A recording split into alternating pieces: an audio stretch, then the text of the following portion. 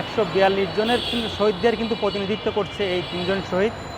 আমরা তাদের স্মরণেই আজকে আমাদের এই গ্রাফিতি অঙ্কন করছি। পিএসসি থেকে দোয়েল চত্বর পর্যন্ত আমাদের এই শহীদদের গ্রাফিতি অঙ্কন করছি। সমগ্র শহীদদেরকে আমরা আমরা এই শহীদদেরকে স্মরণ করে যাব আমাদের কাজের মাধ্যমে, কর্মের মাধ্যমে। আমরা আরও বেশি করে রাজপথে থাকতে পারি, সেই অনুপ্রেরণা আমাদের শহীদ ওয়াসিম, শহীদ রাব্বি, শহীদ রাসেল। জুলাই আগস্টে যে আন্দোলন হয়েছে, এই আন্দোলনের ছাত্র দলের 142 জন নেতাকর্মী কিন্তু নিহত হয়েছে, শহীদ হয়েছে।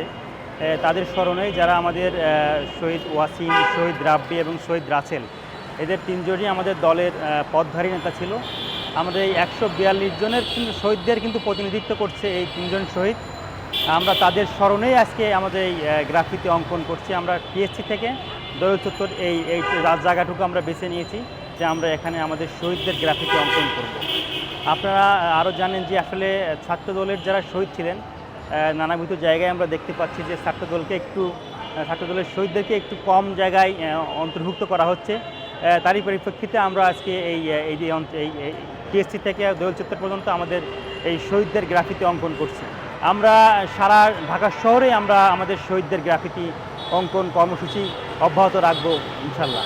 আমরা একটু গ্রাফিতি অঙ্কন করি না, আমরা the structural reform of the state, রাষ্ট্র কাঠামো মেরামতের যে 31 দফা আমাদের বিএনপির ভারপ্রাপ্ত চেয়ারম্যান দিয়েছিলেন, সেটা আমরা পলাশিতে অঙ্কন করেছিলাম, আমরা দেওয়াল লিখন করেছিলাম। সেটা কিন্তু আসলে আমরা জানি না যে কারা রাতের অন্ধকারে মুছে দিয়েছে।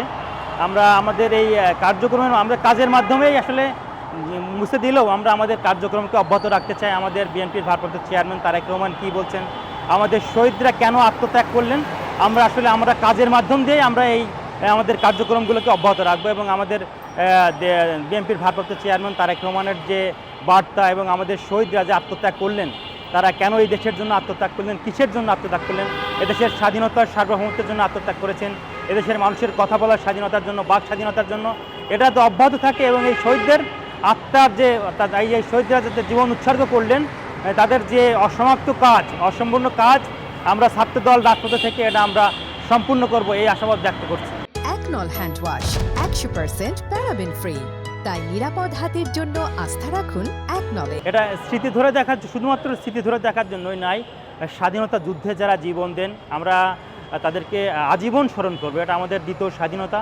এই স্বাধীনতা যুদ্ধে যারা শুধুমাত্র আমাদের সমগ্র শহীদদেরকে আমরা এই শহীদদেরকে স্মরণ করে যাব আমাদের কাজের মাধ্যমে, কর্মের মাধ্যমে, শহীদ পরিবারকে সাহায্য করার মাধ্যমে, এই শহীদ পরিবারের পাশে থাকার মাধ্যমেই আমরা আজীবন এই শহীদদেরকে স্মরণ করব। গ্রাফিতি করতে গিয়ে আমরা পথচারীরা যারা আছেন তারা বলছেন যে এটা খুবই ভালো উদ্যোগ, মহৎ উদ্যোগ। আপনারা শহীদদেরকে বেশি স্মরণ করবেন, শহীদদের পাশে থাকবেন, তাদের পরিবার যাতে মানসিক শান্তি পায় যে আমাদের ছেলেরা আমাদের দেশের জন্য জীবন উৎসর্গ করছে, আমার দেশের ছেলেরা আমার ছেলেকে স্মরণ রেখেছে।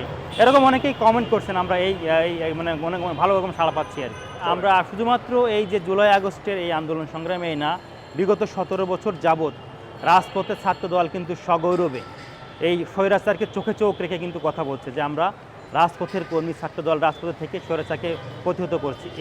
তারই পরিপ্রেক্ষিতেই যে ছাত্র গণ অভ্যুত্থান ঘটেছে, এই গণ অভ্যুত্থানে কিন্তু ছাত্রদলের 142 জন শহীদ হয়েছে। আমরা মনে করি যে আমি এই ছাত্রদলের একজন কর্মী, আমাদের যে ছাত্রদলের যে সহকর্মীরা জীবন উৎসর্গ করছে, আমাদেরকে রাজপথে আরও বেশি করে থাকার উৎসাহ এবং অনুপ্রেরণা তারা দিয়েছে দেশের জন্য, দেশের স্বাধীনতার জন্য, দেশের সার্বভৌমত্বের জন্য। আমরা আরও বেশি করে রাজপথে থাকতে পারি, সেই অনুপ্রেরণা আমাদের শহীদ ওয়াসিম, শহীদ রাব্বি, শহীদ রাসেল।